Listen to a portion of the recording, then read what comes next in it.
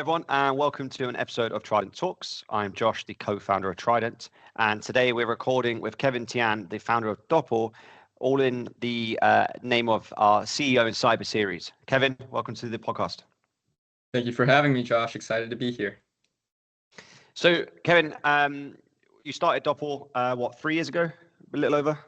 Yeah, a little over 3 years ago. So we started in February 2022. Cool. Yeah. So give us the kind of the background, a bit of your story, working in kind of software and stuff before in Silicon Valley. Yeah, absolutely. So, the story really starts with the first day at Uber, right? That's where I met my co-founder Rahul. Together, we worked on products like Uber Pool, dispatch systems, flying cars. So, very much deep in the Silicon Valley software engineering world. And we started Doppel early 2022. It was the right time with AI just about to blow up, and he was actually roommates with one of the heads of research at OpenAI. So, maybe a little bit of a sneak preview in terms of where the world was going, and gave me a phone call and said, Keven, now's really the time for us to start a company, and let's do it in the AI space.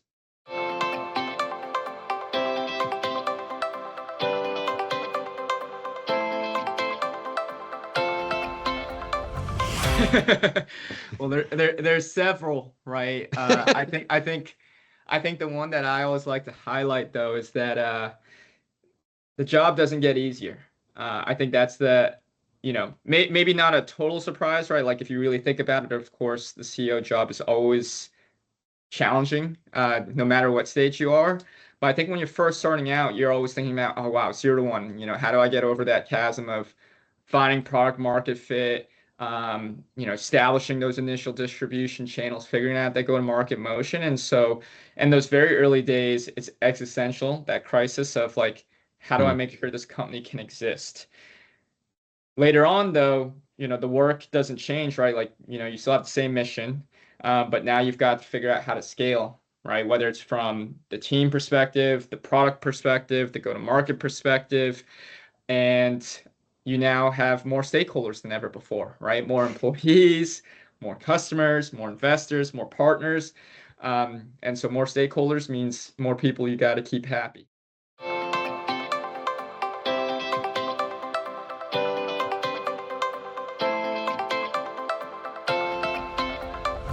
always a fan of having great mentors around you. And it doesn't even necessarily have to be like super formal, right? Just being in the founder community, you meet a lot of great founders, and you've got founders who are, maybe one stage ahead of you, a couple stages ahead of you, things like that. And I find that it's always helpful to bounce ideas off other founders who are about 1 to 2 stages ahead of you. So, essentially that means they've had very recent relevant experience in what you need to go achieve. They can give you good feedback on, everything, right? Everything from as tactical as who to hire and what sort of profiles to look for to, hey, should I fundraise now or not? And so I'm always a fan of having good mentors around you, and typically, in particular, other founders.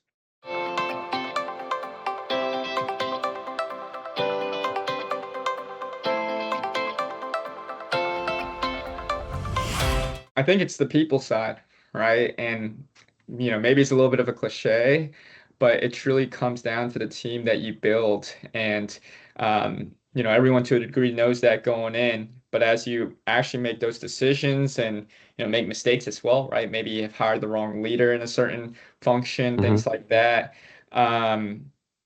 You really do see the impact of, hey, what an A player looks like versus a B or even a C player, especially at the leadership level. So, I think a lot of it, my style and, has always been to move really, really fast. It's one of our cultural values here at Doppel. And so, in a sense, we've learned a lot because we're just always iterating, right? Like, don't be too afraid either to make the wrong hire. Like, at the end of the day, I've seen people, maybe go too extreme the other way where they don't hire certain leaders because they've been too scarred about hiring certain leaders. But I think the biggest thing though is iterate quickly, right? When you've run a full process, you feel good about a candidate, you bring them in, and it's not working out, right? Then you got to just move on. You got to move on. take the lessons learned and make sure that you don't make that mistake again.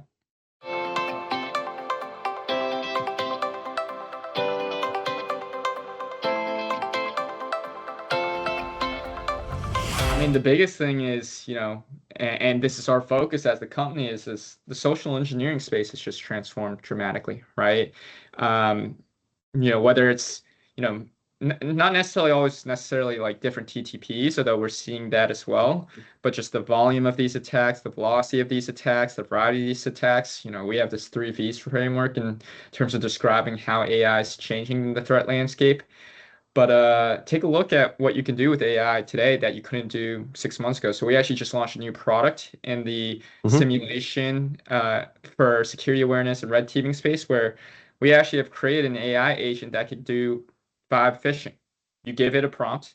You say, hey, I want you to go social engineer Josh at Trident. And the AI agent will go do research on Josh, figure out Don't do who that. Josh's clients are. go tell the LLM that, right? Go tell the LLM that. So the LLM will go do the research, figure out, all right, here are Josh's key clients. Maybe I'll send a message from one of those clients with an SMS message, an email campaign. Maybe I'll actually have a deep fake voice from Josh's YouTube videos and podcasts, right? And then send all that to Josh's employees or Josh's clients, etc.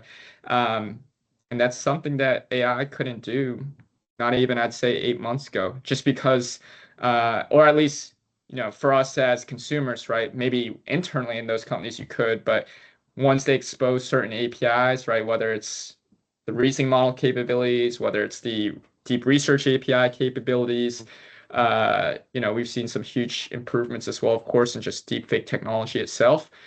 That stuff just didn't exist. And so in the past 12 months, AI continues to get better. It just absolutely changes the social engineering and phishing landscape. And that's exactly what our focus on is at Doppel, is how do we build a platform play to combat all that? So, we're the first social engineering defense platform that enables you to detect these social engineering impersonation attacks, take them down, and now even simulate them, right? Whether it's, again, from a security awareness perspective, or maybe it's a red team exercise for your help desk, right? Where we're seeing so many scattered spider or shiny hunters, or whatever the threat actor group of the day it is, really target.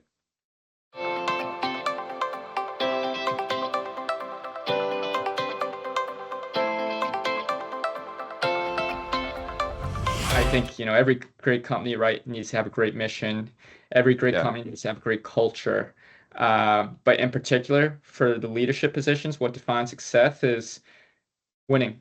Right? Like winning in the sense of you got to hit those metrics, you got to hit those targets, you got to beat the competition, you got to deliver even more value for the customers, you got to constantly be innovating on the product. But at the end of the day, you got to get the job done. Otherwise, the company disappears, right? If you don't get the revenue you're supposed to get, if you don't hire the people you're supposed to hire, if you don't build the right products, right, the company essentially ceases to exist. So that's the number one job, in my opinion, for the leaders, is to find a way to win.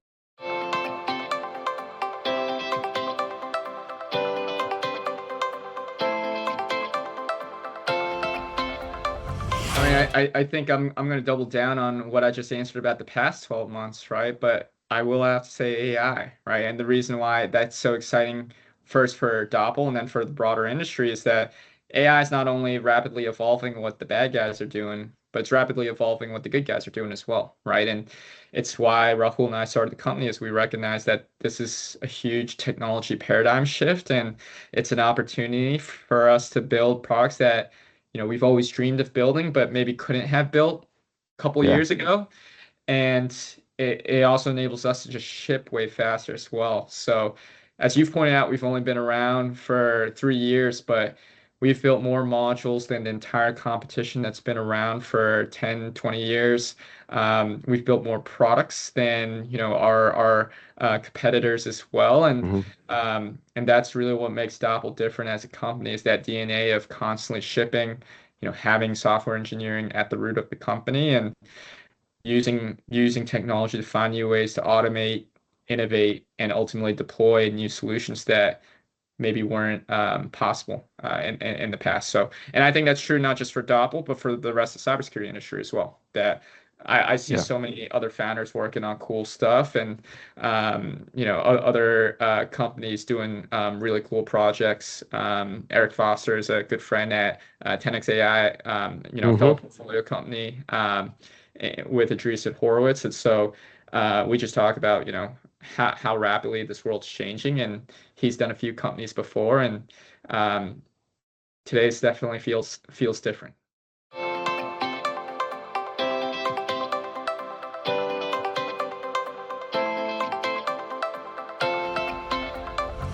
Strategically, I don't think we would have done anything different, but tactically, I think something I would have done different is every time you do a pitch, whether it goes well or whether it goes poorly, really reflect on it, right? Like, why did it go well? Why did it go poorly?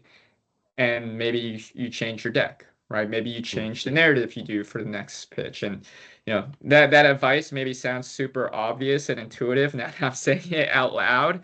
But I think just in the heat of the moment, right, when you're just doing so many calls in a row, you're doing so many meetings in a row, um, you sometimes forget to do that. But looking back, for example, I know our pitches and our decks did evolve over time as we did more and more meetings, but we potentially could have gone even faster and more strategic as well in terms of, all right, who are the right partners we should really be pitching to? Who are the right people that we really want to be, on our cap table? And you really start figuring things out each time you iterate.